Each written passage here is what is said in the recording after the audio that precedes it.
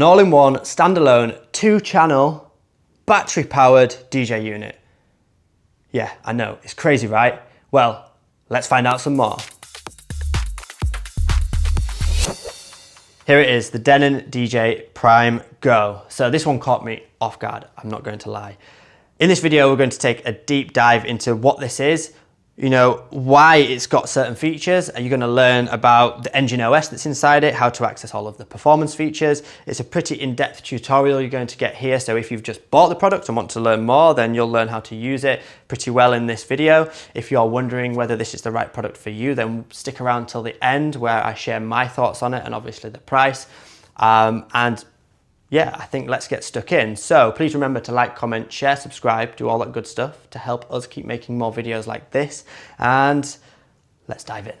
So here it is, the Denon DJ Prime Go, a compact, all-in-one 2-channel solution. There's lots to talk about here, so we're going to dive into all of its features. But first, let me just explain its size. So if you are familiar with a 15-inch MacBook Pro, it's basically ever so slightly bigger than that. So why is that good? I mean, it means you can fit it in pretty much any DJ backpack, because if you've got your laptop in there, you're more than likely going to be able to slot this in and take it with you wherever you go. The unit's got a 7-inch multi-touch display, just like the Prime 2. It's got the engine OS built in there, just like the rest of the Denon DJ Prime range. So you're going to get that continued update, support, all of those features will come to this product as well at this lower price point. So straight away, you're getting the power of Denon DJ and engine OS, but here in a nice, compact, travel size unit. As you can see as well, this is also battery powered. So look right here, the power cable's not even plugged in. And it's working. Amazing. We can mix on this, and on a full charge, it will last a good 4 hours. So that's a decent length DJ set. It's worth noting that when we're talking about the battery, you can see the percentage of the battery on the screen just here. If it starts to get low, that will change to yellow and eventually red, trying to warn you that, hey, we need some power plugged into this thing now. It's also worth noting as well that if I just plug the power cable in, you'll see on the top that a green icon appears. Now, when that green icon disappears, it means the battery is fully charged. So you've got another indicator there just to let you know where you're at with the battery state of this unit. So let's just talk about some of those basic features you find on nearly all DJ products. We've got the jog wheels here. These are 3-inch touch capacitive jog wheels. They've got quite a low profile, and they've also got a vinyl mode that you can turn on and off. There's nice big tactile cue and play buttons. We've also got a pitch tempo adjust. Now this is smaller than obviously the bigger products like the Prime 2 and the Prime 4, but it does the job well. You can control the tempo, change the pitch range using the pitch bend buttons and holding shift. You can still reach those higher BPM values or lower BPM values. It's got the time stretching ability in there, so if you are on say like plus or minus 100% like I am now, you can stretch the track right down and it still sounds great. The dynamics still sound great, so you can, if you're a wedding DJ playing lots of different styles of music to a wide range of people, then you can do those fancy transitions, stretching the track down and picking the pace back up again, making it still sound clean. We've also got a nice full-size up faders and crossfader here. The EQs, now this was a bit of, when I first saw the images of this was the first thing that stood out to me with the EQs. We're in a horizontal position further up on the unit here. And it was the one thing that kind of took me back about the unit. But I will say that after playing on it, all of that just went out the window. I didn't even think about it anymore because, we are so used to having vertical EQs that from first look, you might think, well, why are they horizontal? Why are they in a different place? But once you start mixing, it really doesn't matter. And you stop thinking about that anyway. It's just perceptions from when you look at it. We've got a level control, low, mid, and high all here for each channel. Each channel also has 2 sweep effects. So we've got 1 and 2. Now, number 1 is a filter. Put that back up. Really nice, really clean, sounds great. Number 2 is a washout effect. So if we go to the high, it kind of echoes and then eventually echoes out. So it's a really nice, quick effect to just get out of a mix and transfer to another genre, another song. We go low and we get the lower frequencies, but it still washes it out. In the center, we've got a big browse pot here to scroll up and down your library, and we can load left and right or go back to different playlists, forward into a playlist and scroll up and down, for example. You obviously have the hardware buttons and functions here, but it is a touchscreen. It's a multi-gesture touchscreen. So, you can just swipe like you would on an iPad, scroll up and down. It's really intuitive. If you're looking at the waveforms, you can stretch the waveforms with pinching with your fingers, which is really nice. If you're a DJ that likes to have waveforms in horizontal view, simple, we hold shift, press view, and now we've got them in horizontal view. So they're stacked on top of each other. We can scroll in and out here. You've got the overview waveforms, nice and clear to scroll through the song. You can see at the bottom underneath the waveforms where the effects come into play. So we can see the parameters of the effects here. If we're in the other view, they will show up just below the overview waveforms there. Now let me just quickly show you how these effects work. Up on the top left of the unit, we have two assigns, 1 and 2. You can have both on at the same time. It will affect both tracks. Let's just use it on channel 1 for now.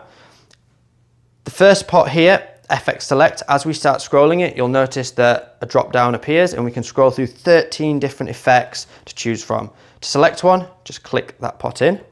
And then the next one along, we've got the time. So the beats and the feedback on this effect, for example. Now clicking this pot will toggle between those two different parameters. So I could set up half a beat here. I could put the feedback up quite a bit. Let's play the song. And then to turn the effect on, just press the on button underneath and bring the wet and dry up. And you hear the effect starting to take place. Now, obviously, they work post fader too. You could toggle it straight onto both channels. You could turn them off via the assigns if you wanted just a quick activation.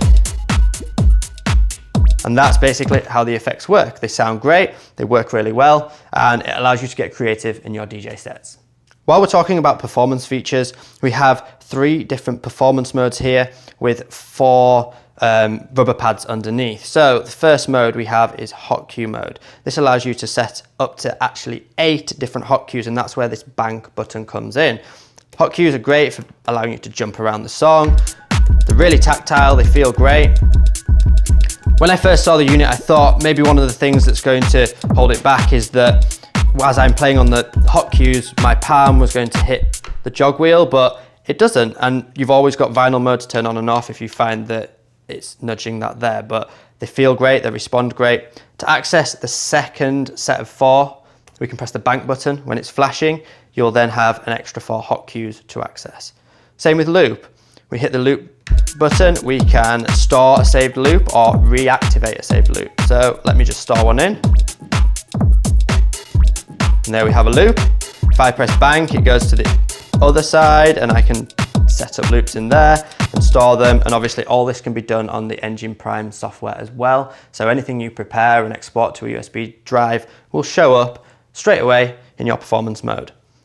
If we press loop again, it will access the auto beat loop. So these are predetermined length loops. We've got an eighth, quarter, half, 1 beat. If we press bank, we can then go up to larger values. Loops can also be accessed via the loop encoder here. We can click it in to activate a loop. We can make it smaller by turning the encoder, and that will show up on the screen. We've got half a beat at the moment, 1 beat. It goes right down to a 30-second of a beat. Something else worth noting, that if we set a loop, say 4 beats, I can hold shift, turn the loop encoder, and it will jump that loop forward by 4 beats or backwards by 4 beats if I want to preview different sections of the track or loop different sections of the track. Click it again to undo.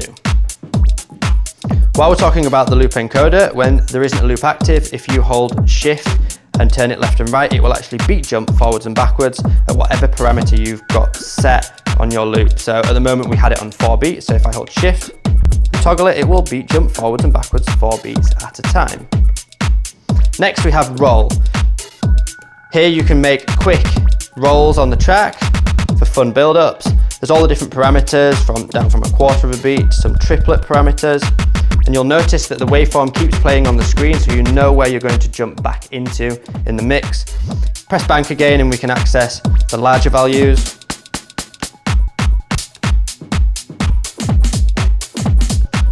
go. As always, we get the sync functions here and here to sync your tracks together. There is key sync, so if you have two tracks loaded that maybe don't mix in key, we can force a track to jump to its closest match. For example, if this track's playing, this one's on 11A, this one's on 8A. They can be changed to classical notation as well, but if we hold the sync button, it will try key sync the opposite side, and you'll see it's gone up by down by -3 semitones, so now it will sound lower in pitch. You can also key shift right here on the touch screen, so if I want to take this up or down from its -3 semitones, I can just tap on the key, and you'll notice on the screen we can go up and down now down by 12 semitones and up by 12 semitones. So this again is the technology in the engine OS that's inside the Denon products. It allows you to do things like advanced key shifting and key syncing.